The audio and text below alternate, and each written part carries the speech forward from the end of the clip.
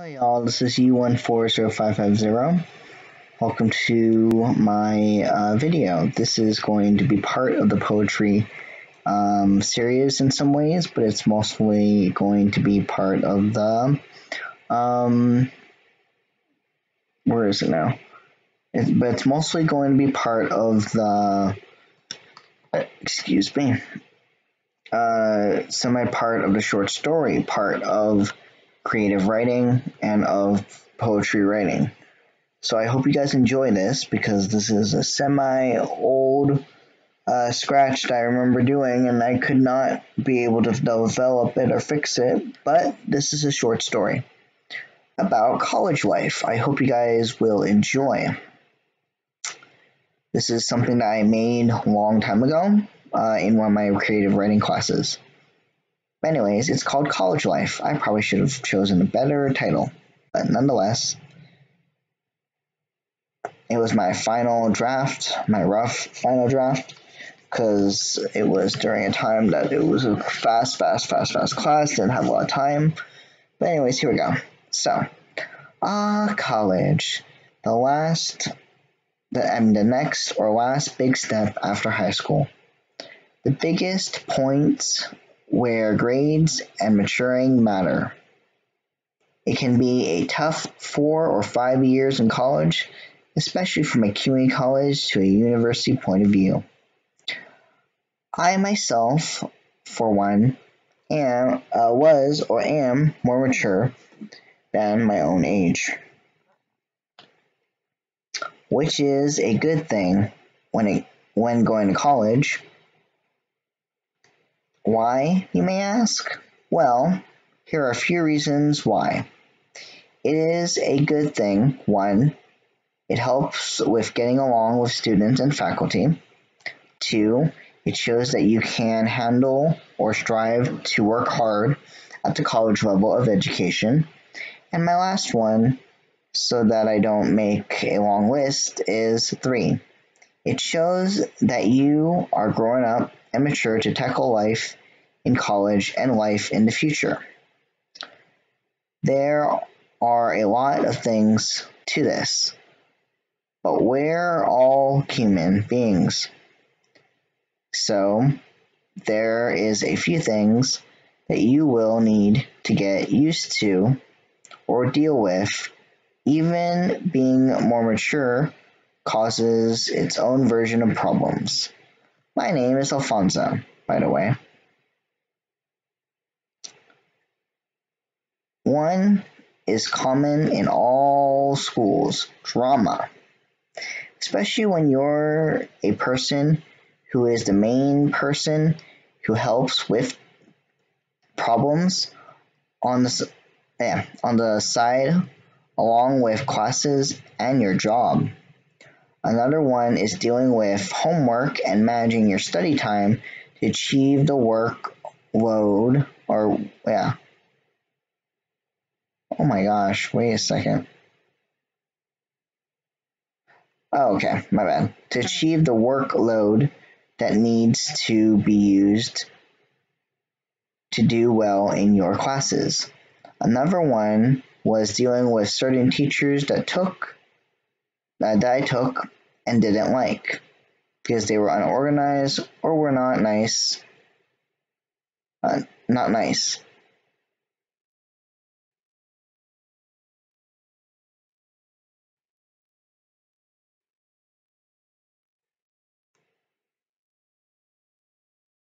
Not nice.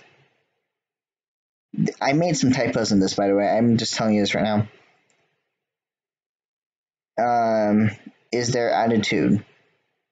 Or I didn't do well. When I started college, these were semi-problems for me at some points in different classes. I dealt with one psychology teacher online during the summer who was semi-organized. Where is it? Sorry, it's starting to glitch a little bit. I'm trying to find out where I am. In different classes. I dealt with one psychology teacher online during the summer who was semi-organized, though she was very unaccommodating. What do I mean by this? Well, I mean she was hard to deal with. In almost all my tests that I studied for, along with the videos I watched, she was always saying that whatever was your score is your grade. I worked hard in all this online work and saw that I scored very well with almost every exam/quiz. In the end, I didn't meet her standards and failed her class. Yet, I knew I deserved a B or a low C. This made me more stressed when I was enrolled with this teacher, to the point where I had to take breaks in between to finish or pull through with the workload.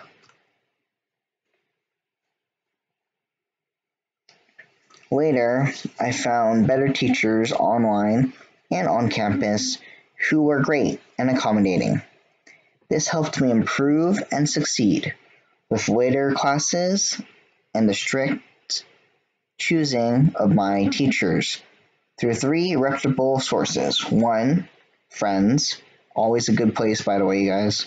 Even though I'm reading this and this is a short story that I made, yes, sources is friends. If you can make some friends, they are reputable sources.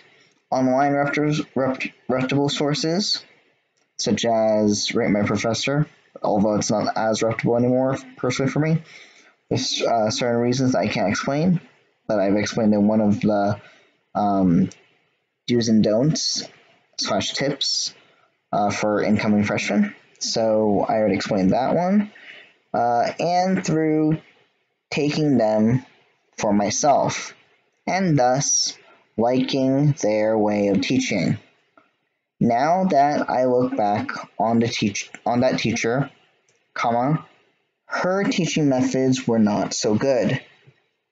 This helps me manage with teachers like that and know if this teacher isn't going to work out, so I can drop when needed.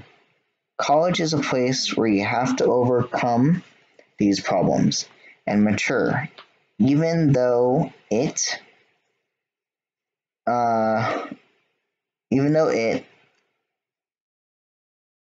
mature even more. Oh wait, I totally messed that up. Even more through it. Well, through it. My personal wise words to dealing with this problem is to try again if you don't do well the first time. I'm so sorry there was typos in this one, and I have not touched this in a long time. This was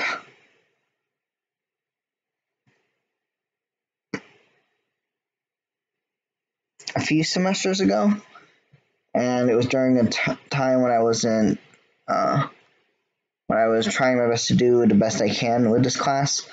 But I did type where I did make some typos and didn't really check my corrections.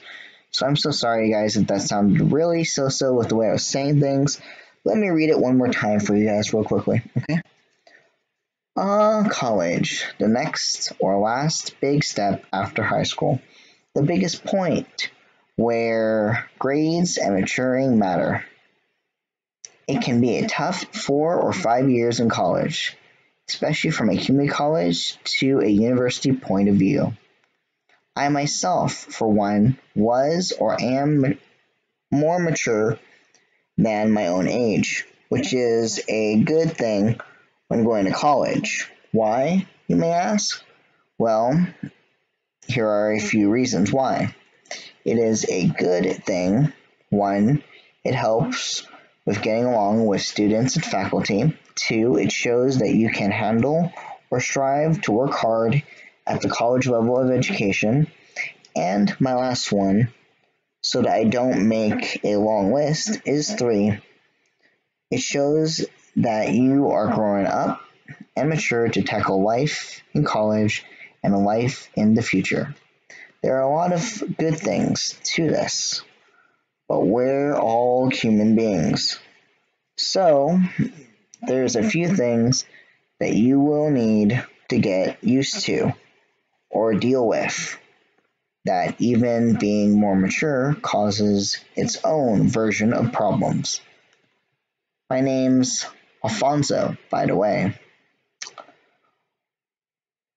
One is common in all schools: drama, especially when you're a person who is the main person who helps with the problems on the side, along with classes and your job.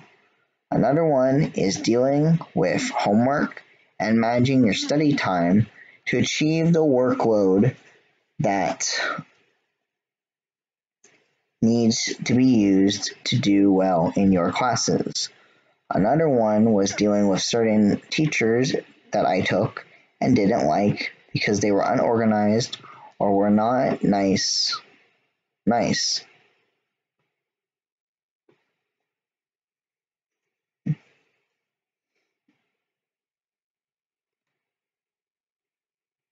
With their attitude or didn't do well. When I started college, these were semi problems for me at some points in different classes. I dealt with one psychology teacher online during the summer who was semi-organized, though she was very unaccommodating.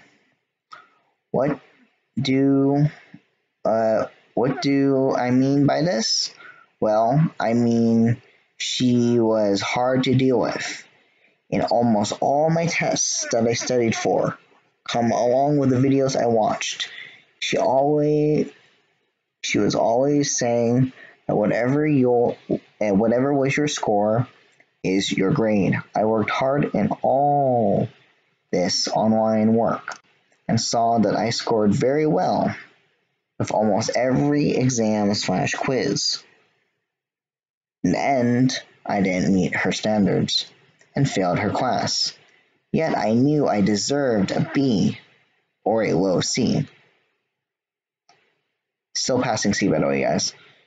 This made me more stressed when I was enrolled with this teacher to the point where I had to take breaks in between to finish or pull through with the workload.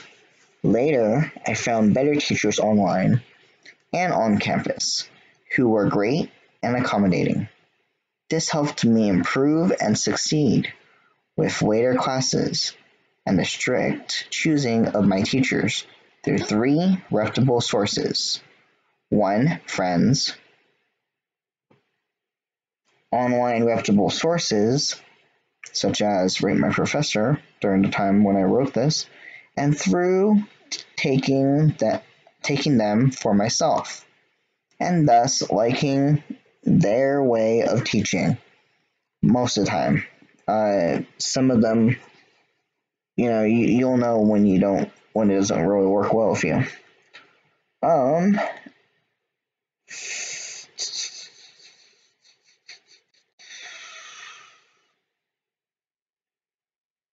Yeah. Now that I look back at that teacher, her teaching methods were not so good. This helped me manage with teachers like that and know if this teacher isn't going to work out, so I can drop when needed. College is a place where you have to overcome these problems and mature even more through it. My personal wise words to dealing with this problem is to try again if you don't do well the first time. So that is my little short story. It's actually a pretty true story, a little bit of an understanding of college and just different little things that I was going through at the time. And it's very interesting to sometimes look back at those, and kind of notice the different dichotomies between the different types of scenarios and problems you dealt with those professors or those people, or just things in general. And in some ways, this can be somewhat considered a do's and don'ts tips for incoming freshmen through my little narrative and or short story. I hope you guys enjoyed. It was very much and felt very much almost like a essay that you're making, but in a way that made it feel and sound like a very good story. Anyways, I hope you guys enjoy, and I will see you guys in my next video when I have the chance to do it. Now, off to my work with watching a documentary, and then after that, I have to write a four to five paragraphs. Yeah, 4 to 6 paragraphs. Now that might not be a lot, but it's a lot of information, and and part of the video does not even talk about the main stuff that she wants us to talk about. It might not seem like a lot, but because it's a college class and it's my bio class, I have other things along with that I have to do also. Also, I have 2 or 3 different things I have to write tonight before I go to sleep. Anyways, this is U140550 signing out, and I will see you guys in the next video. Please subscribe to the person that I recommend at the bottom, and of course, there's always my subscription. And then I should maybe this time around, I might put on a playlist on my left hand side and a playlist on my right hand side, just in case if you're still trying to catch up. There will be more videos coming soon. Bye.